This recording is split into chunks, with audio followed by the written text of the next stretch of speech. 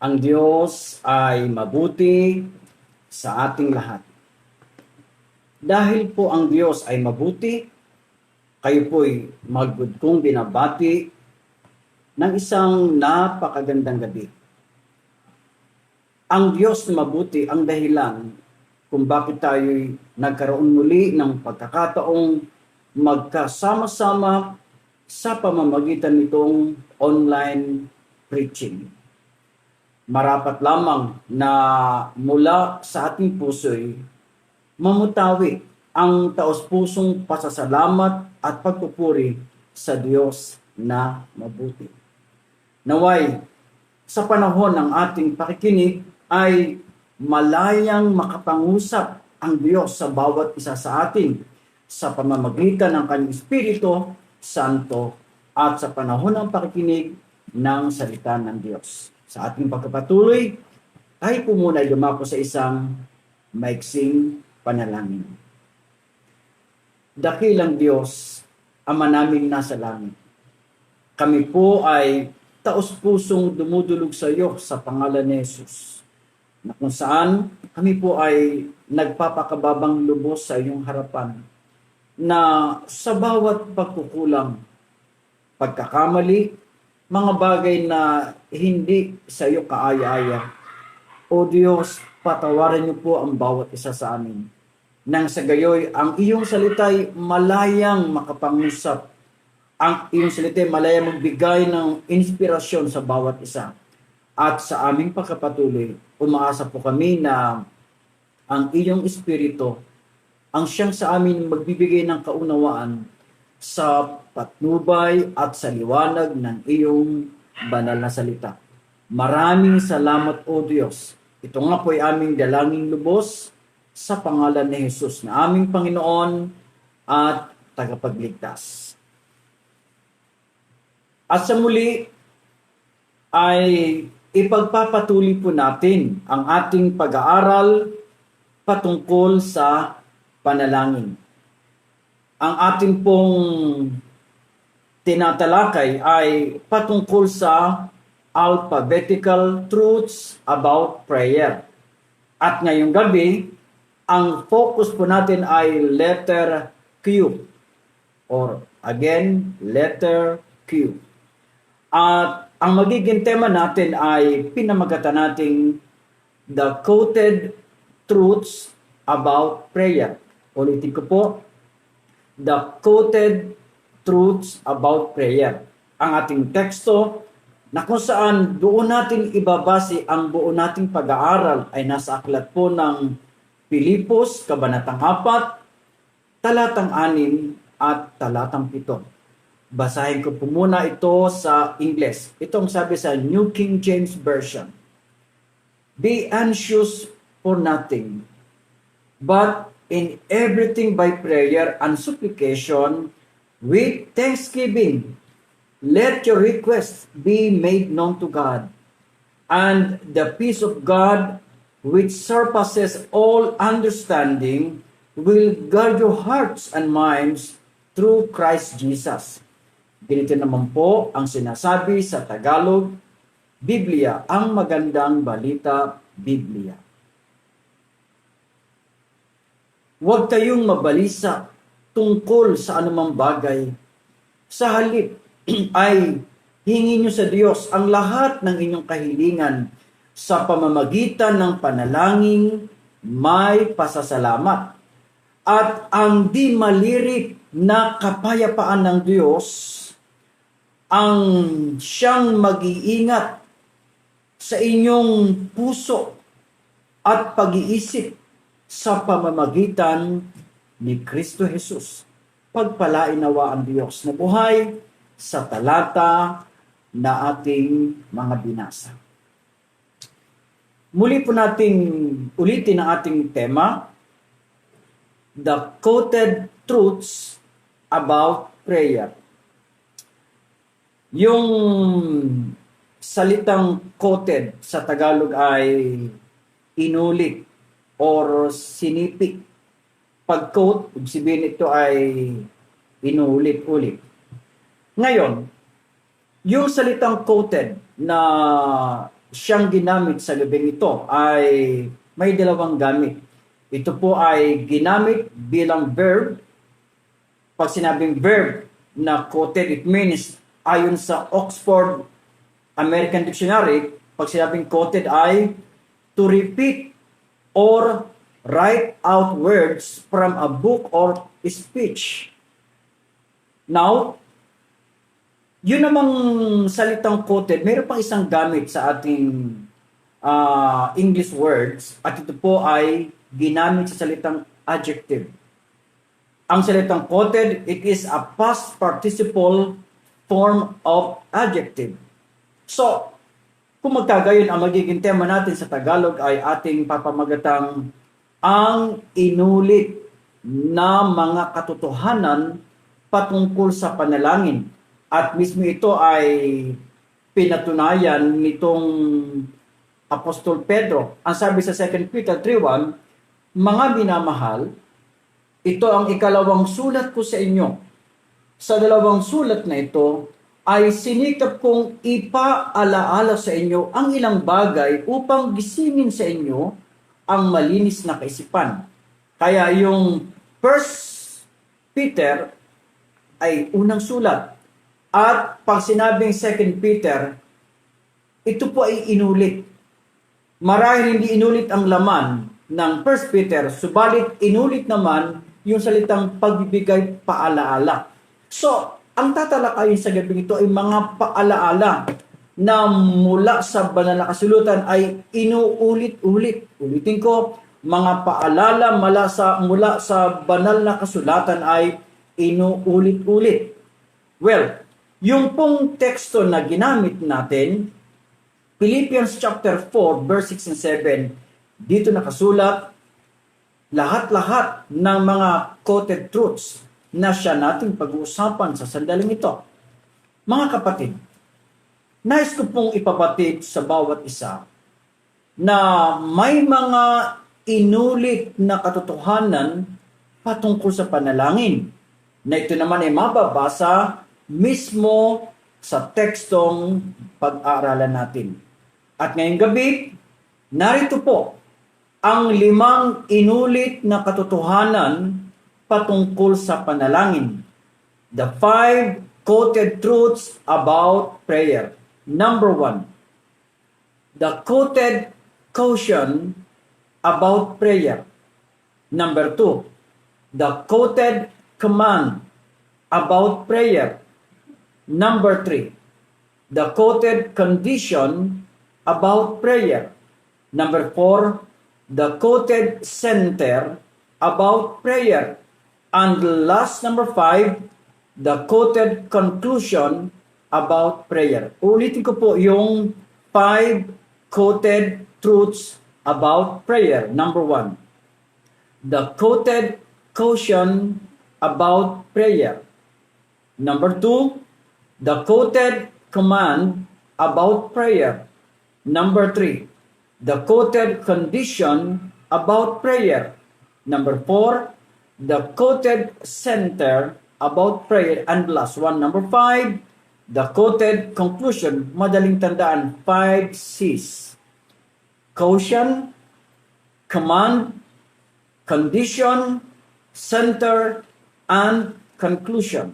Ngayon po, tayo dumako na sa unang quoted truth about prayer. The quoted caution about prayer. Ito po nakalagay sa verse 6. Ang sabi sa verse 6 ng Philippians 4 ay, huwag kayong mabalisa. Yung salitang caution sa Ingles, sa ibang salita ay warning. Tinawag din itong babala. So, ano ang babala? Ano yung inulit na babala mula sa ating teksto? Ulitin ko ulit yung binasa kanina. Huwag mabalisa. Huwag magkaroon ng pagkabalisa. Sa English, be anxious po natin. Well, ano po ba yung anxiety o pagkabalisa? Pag sinabing anxiety ay pagkabahala, pagkaligalig, pag-aalala, at pag-aagam-agam. At ayon po sa Collins English Dictionary, anxiety is a state of uneasiness about what may happen. Ulitin ko, a state of uneasiness of or about what may happen. So, ang tanong, ano ang cause or causes? What are the causes of anxiety? Bakit nagkakaroon ng tinatawag na pagkabalisa? Ito po inilagay sa Biblia, sa Aklat ng Mateo 6, talatang 30. Ang sabi po sa Matthew 6:30 ay ganito, kung ang mga damo sa kabukiran na buhay ngayon at kinabukas ay iginagatong sa kalan, ay dinaramtan ng Diyos. Kayo pa kaya kay liit ng pananalig nyo sa Kanya? So, dito ang kausap ni Jesus yung kanyang mga alagad. Nang sabi niya, huwag kayong magbalisa, sabi ng Panginoon. At ang tanong, ano ba yung kailang pinagkakabalisaan? Saan sila nababalisa? Ito po ang kailang pagkabalisa sa Matthew 6:25. Tatlo po ang kailang cause ng pagkabalisa. Ang sabi sa 25, kaya sinasabi ko sa inyo, huwag kayong mabagabag tungkol sa pagkain at inumin na kailangan ninyo upang mabuhay o tungkol sa damit na kailangan ng inyong katawan. Hindi ba't ang buhay ay higit na mahalaga kaysa pagkain at ang katawan kaysa sa pananamit? So, ano ibig sabihin dito ni Jesus Christ? Simple lamang. Kung bakit nababahala ang mga tao sapagkat maliliit ang kanilang pananampalataya. Kung bakit lumiliit ang pananampalataya sapagkat ayon sa Roma 10:17 ang pananampalataya ay nanggagaling sa pakikinig. So, siyang laging nakikinig ay hindi mangyayaring lumiit ang kanyang pananampalataya. So, kailangan lagi nakikinig. At ang pinakamagandang pakikinig ay mismong ang Kristiyano, narinig niya ang salita ng Diyos na siyang bumabasa. So, reading it by himself is the best way of listening. Ngayon, ano ang solusyon ng Biblia patungkol sa bagay na ito? Ang solution po, ayon sa Matthew 6:33, ay paborito ng marami. Ang sabi doon, seek ye first the kingdom of God and His righteousness. Yung salitang seek, hanapin. Pag sinabing seek, hanapin at hinahanap ng tao ang Diyos sa pamamagitan ng panalangin. So, ano ibig sabihin sa mga sandaling to? Ang taos-pusong pananalangin ay nakapag-aalis ng pagkabalisa sa puso. And therefore, why worry when we can pray? At muli, ang sabi sa Matthew 6:33 ay napakaliwanag, seek ye first His kingdom. And seeking, the first step is by praying. Ano po ang payo nito sa bawat isa sa atin, mga kapatid? Ang unang inulit na katotohanan ay ang inulit na babala, paalaala. Huwag po nating papasukin ang anumang pag-aalala. Pag kumakatok si Satanas sa ating puso na tayo ay mabagabag, katukin natin ang Diyos sa panalangin. Sapagkat habang nananalangin tayo sa Panginoon, yung pagkabalisa ay unti-unting napaparang. Kaya po, habang nananalangin tayo, unti-unting nawawala ang ating pagkabalisa. Ang pagkabalisa po ay nawawala kapag tayo po ay nananatili sa pananalangin. So ano ang ating natanggap na inulit na paalala? Huwag nating hayaan pumasok ang pagkabalisa. Ikalawang inulit na katotohanan ay the quoted command about prayer. Pag sinabing command, ayon sa Merriam-Webster Dictionary ay an order given. Yung utos na ibinigay. Sa Tagalog, ito tinawag na utos, mando, at minsan tinatawag na salitang atas. Ngayon, ano ang utos mula sa ating teksto? Ang utos dito ay babasahin ko Philippians 4 verse 6. Ang sabi po ay, pakinggan po natin, sa halip ay hingi nyo sa Diyos ang lahat ng inyong kailangan. Yun ang utos. Sa English, but in everything by prayer. So, prayer is actually a command. Kung nag-uutos ang Diyos, alam ng Diyos makikinabang ang tao. So, sapagkat alam ng Diyos, may pakinabang sa panalangin, nang dahil dyan, patuloy siyang gumagamit ng mga lingkod niya. Patuloy niya ginagamit ang online, ang preaching, ang face-to-face. Lahat ay ginagamit ng Diyos. Ultimo sa panaginip, sa pangitain, sa Biblia, especially Word of God, ay patuloy na ginagamit ng Diyos na inuutusan ng tao na manalangin. God is not requesting Christian to pray, but He is commanding Christian to pray. Ang sabi dito, ang command ay everything by prayer. So, lahat ng kailangan ay dadalhin sa panalangin, maliit man o malaki. Minsan, kapag ang panalangin ay napakalaki, sa Diyos lumalapit, Lord, pambili ng bahay. Lord, pambili ng sasakyan. Lord, pambili ng lupa. Pero pag pambili ng merienda, kay nanay, kay tatay na lang. Bakit pag maliit, hindi inilalapit sa Diyos? Bakit pag malaki, sa Diyos na lang? Ang sabi ng talata, lahat hahanapin. Lahat ilalapit sa Diyos. Ang sabi sa Proverbs 3:6 ay ganito, siya ay sangguniin sa lahat mong mga bala. Lahat eh. So, kapag natutong humingi ang tao sa Diyos ng maliit, nasasanay siya, hanggang maging normal sa kanya ang malaki. Ibig sabihin, kahit pagpunta sa palengke, Lord, pupunta ako sa palengke, ang guide mo sa akin, dalhin mo ako sa dapat kong puntahan, pagsasakay sa sasakyan, pag maliligo, ang hindi lang kayang malimutan Kristiyano, pagkain eh. So ano ibig sabihin? Lahat ng gagawin, ang utos ng Diyos ay hingin. So, inulit ko ulit. Bakit kapag malaki, sa Diyos lumalapit, pag sa maliit, sa mga tao naman, huwag po ganon. Lahat, maliit man at malaki, sa Diyos ilalapit. Ngayon, ano po magiging resulta kapag lagi sa Diyos nilalapit ito?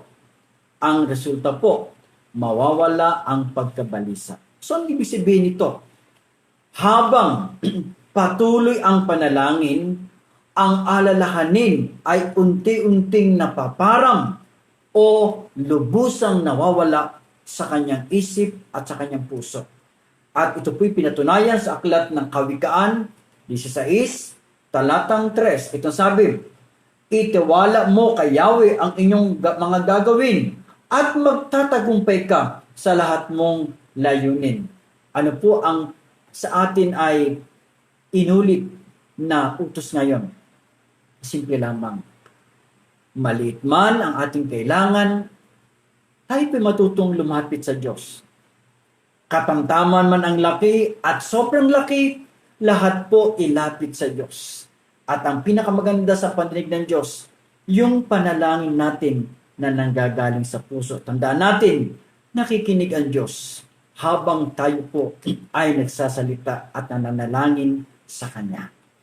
Pangatlong bagay na pag-uusapan natin, pangatlong inulit na katotohanan ay the quoted condition about prayer. Pag sinabing condition ay prerequisite o mga hinihinging bagay o sa Tagalog ay kondisyon. So, ano ang hinihinging condition dito patungkol sa panalangin? Narito sa verse 6, ulitin ko yung part na yon.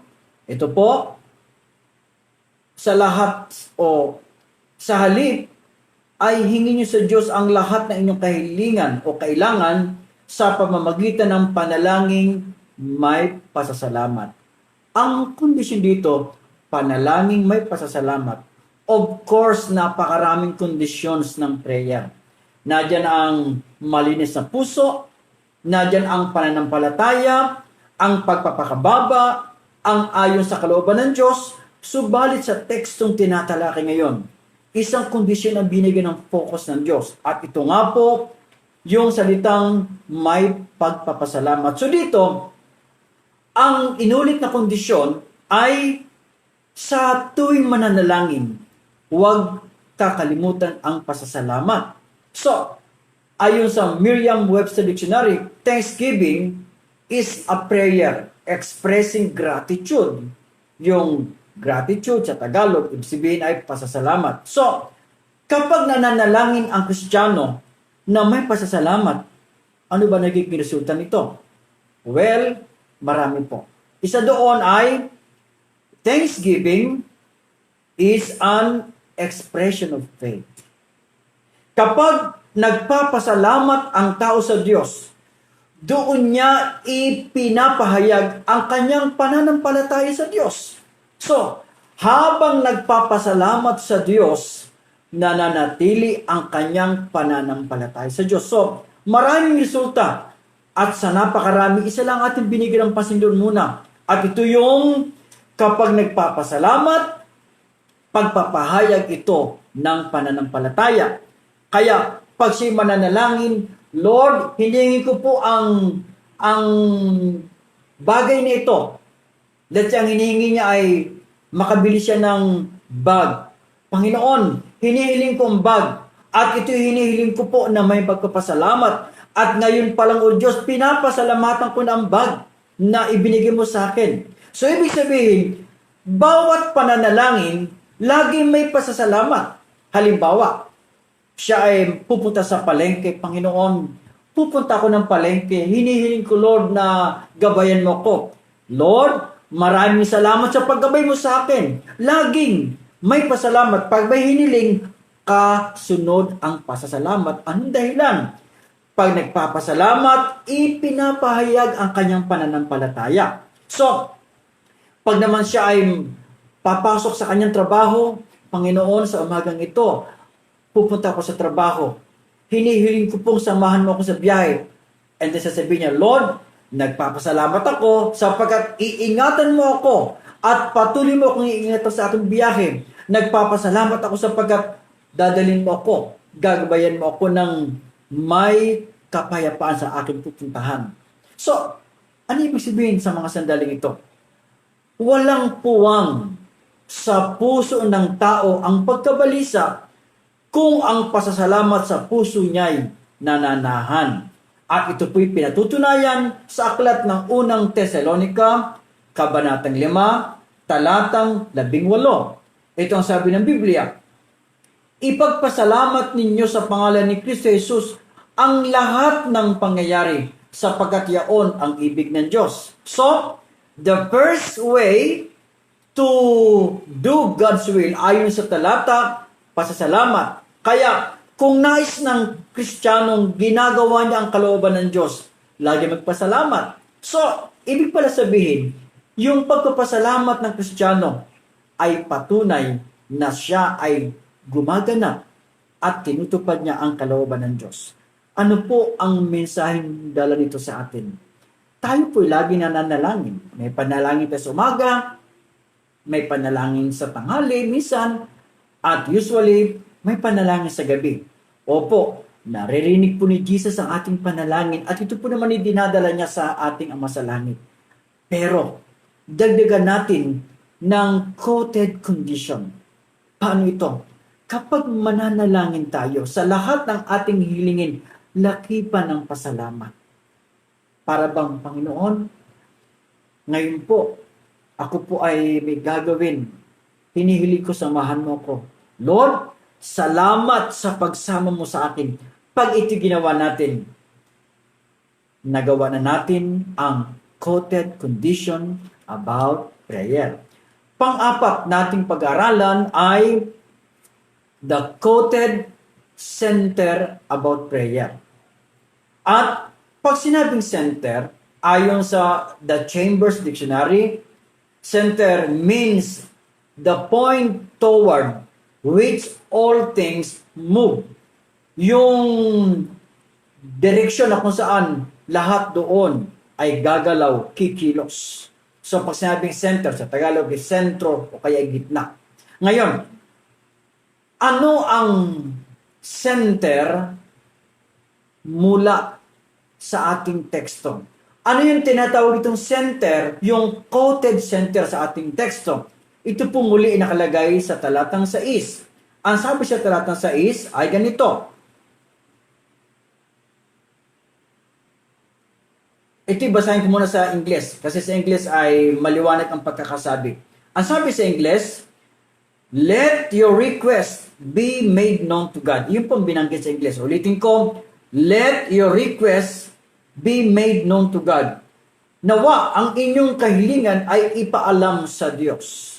So, ano ritong center? Ang center po ng prayer ay sa Diyos. So, to God is the quoted center about prayer. It means to tell it to Him first. It means to tell it to Him alone. At ito po ay sinambit o pinatunayan sa Matthew 6 verse 6. Ang sabi ng Matthew 6:6 ay ganito, ngunit kapag mananalangin ka, pumasok ka sa iyong silid at isara mo ang pinto. Saka ka manalangin sa iyong amang hindi mo nakikita at gagantihin ka ng iyong amang nakakita ng kabutihang ginagawa mo ng lihim. So ano ibig sabihin? Lahat ng panalangin, direktang sa Diyos sasabihin. Kasi pag sa tao sinabi, ang tawag ay parinig. Parang ganito. May isang Kristiyano na kailangan niya ng bagong bag.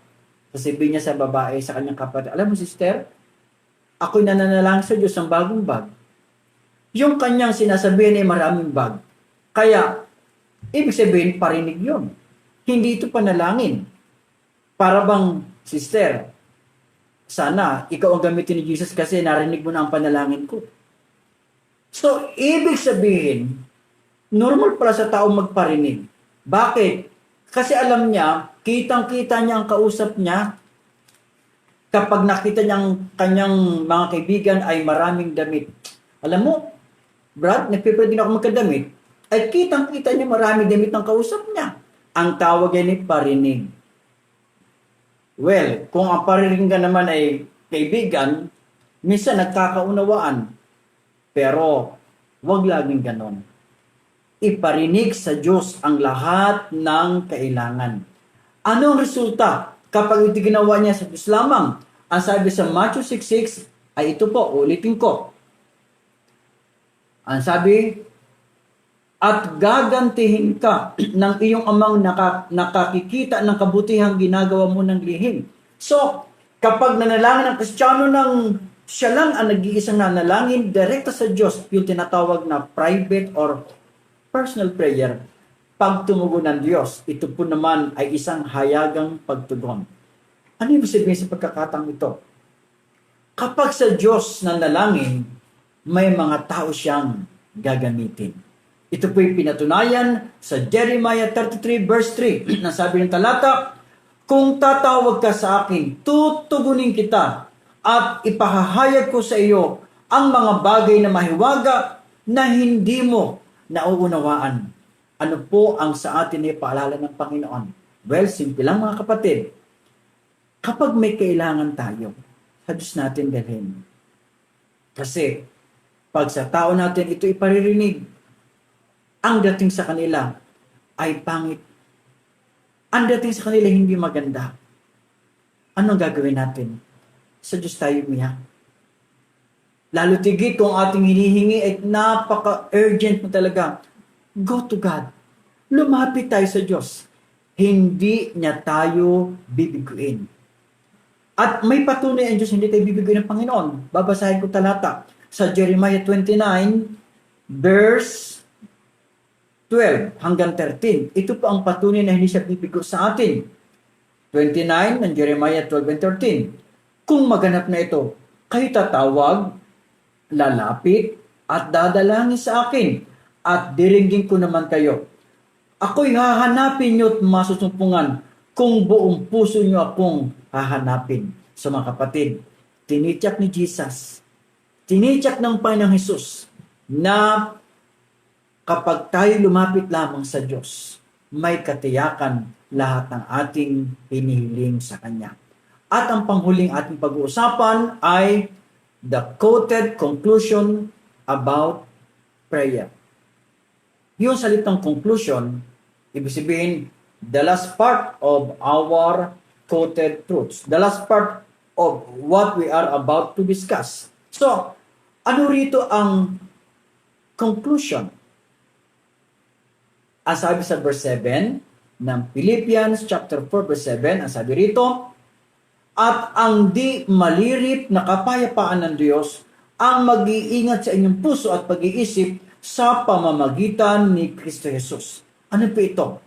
Ang conclusion po ay, the peace of God will guard our hearts and our minds through Christ Jesus. So, ano itong tinatawag na peace of God?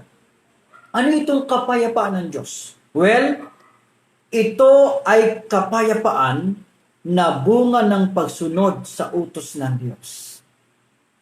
At ano ba ang utos niya dito? Well, actually, meron siyang dalawang mahalagang utos para makaranas ang tao ng kapayapaan. Ang unang utos niya ay yung binasang talata kanina, verse 6 and 7. Kapag nanalangin, makakadama ng kapayapaan. Ang pangalawang utos po ay nasa verse 8 and 9. Kapag nagbulay-bulay. So, kapag nanalangin at nagbulay-bulay, makakadama ng tinatawag na kapayapaan. So, ano itong kapayapaan ng Diyos?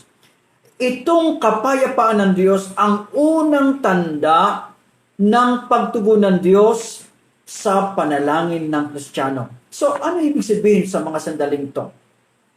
Ang kapayapaan ng Diyos ang pakinabang ng mga taong nananalangin at nagbubulay-bulay sa banal na salita ng Diyos.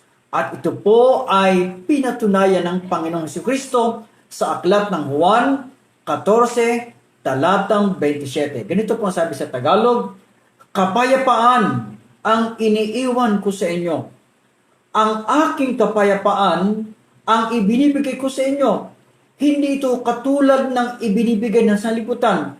Huwag kayong mabalisa, huwag kayong matakot. Naalala ko po ang isang napakagandang kasaysayan sa Biblia. Ito po hindi nalingid sa bawat isang Kristiyano. Ang buhay mismo nitong haring si David. Si David ay tinatawag na man of prayer. Si David, tinatawag na lingkod ng Diyos. Sa loob ng 40 years ng kanyang paglilingkod sa Diyos, lahat ng kanyang ginawa ay sinasangguni niya ang Diyos. Kaya wala siyang gera o labanan laban sa kanilang kaharian na siya'y natalo. Bakit?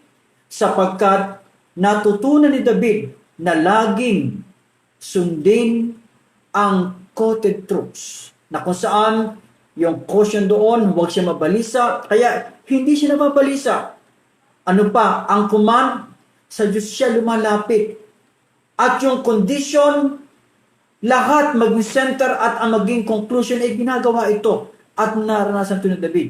Ibig sabihin, si Haring David ay isang biblical na karakter na nagpapatunay na ang quoted truths about prayer ay pwedeng maranasan ng bawat Kristiyano. Ano po ang itinuturo nito sa atin sa mga sandaling ito? Mga kapatid, ang itinuturo sa atin ito ay simple lamang. Kapag po nagawa natin ang quoted truths, ang mga inulit at totohanan, ang ating pakinabang ay kapayapaan. At ang kapayapaan na ating mararanasan araw-araw, tandang nananalangin tayo ng araw-araw. Kapag tayo hindi nanalangin, mapapagabag tayo. At kung nais natin mawala ang ating pagkabalisa, manalangin po tayo. Mga kapatid, ano ibig sabihin sa gabing ito? Simple lamang. There are 5 quoted truths about prayer, the quoted caution about prayer, the quoted command about prayer, the quoted condition about prayer, the quoted center about prayer, and the quoted conclusion about prayer. Nawa po sa ating napag-aralan, mapagpala o patuloy tayong pagpalain ng Diyos. At kapag tayo pinagpapala ng Diyos, tayo naman ay maging pagpapala sa iba sa pamamagitan ng pananalangin sa kanila at pagtulong sa abot ng ating makakaya sa patnubay ng banal na Espiritu. Tayo manalangin. Ama naming nasa langit, salamat sa aming tinalakay patungkol sa the quoted truths about prayer. Nawa po Diyos, itong mga inulit na katotohanan magsilbing sa amin ay tuloy-tuloy na paalala. Maraming salamat o Diyos. Pinupuri ka namin sa gabing ito ng buong puso. Salamat po muli. Ito'y aming dalangin lubos na may pasasalamat sa tanging pangalan ni Jesus. Amen at Amen. God bless every one of us.